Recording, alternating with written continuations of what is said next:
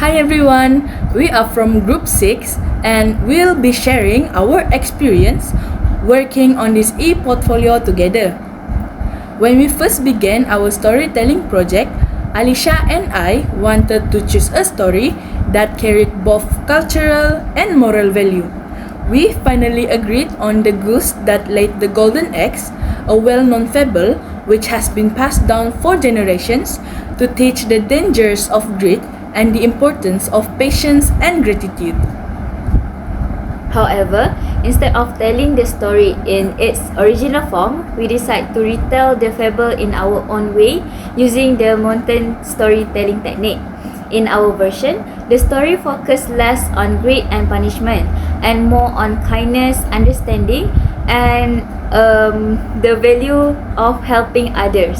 We thought this will make the story more meaningful and appropriate for young learners.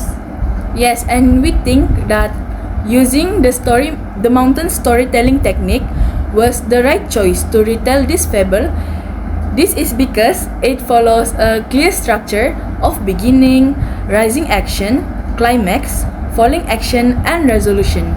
In my opinion, this technique helped to build a more organized story so that young learners can easily follow the sequence of events.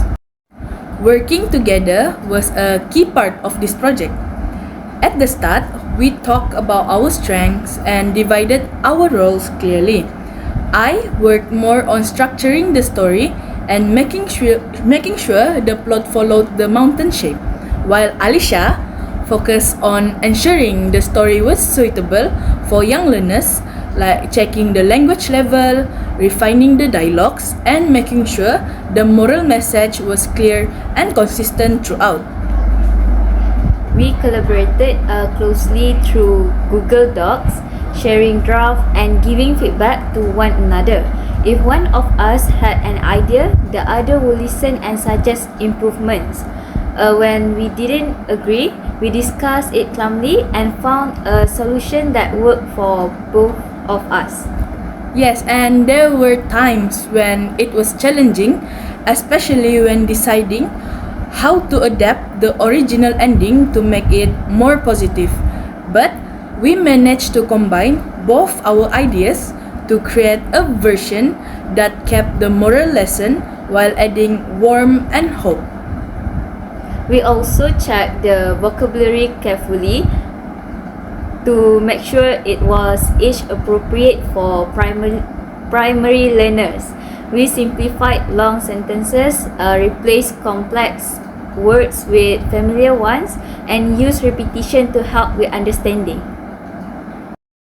In terms of primary ESL's classroom, we think this story is suitable for primary learners aged 8 to 9 years old. At this age, children understand short narrative with clear structure and enjoy stories that teach moral values. Teachers could use this story in English lesson for listening and comprehension during moral education session. Students could talk about what they learned, draw their favorite scene, or write their own short version about kindness. And when using this story in real classroom, we realized that there could be some challenges.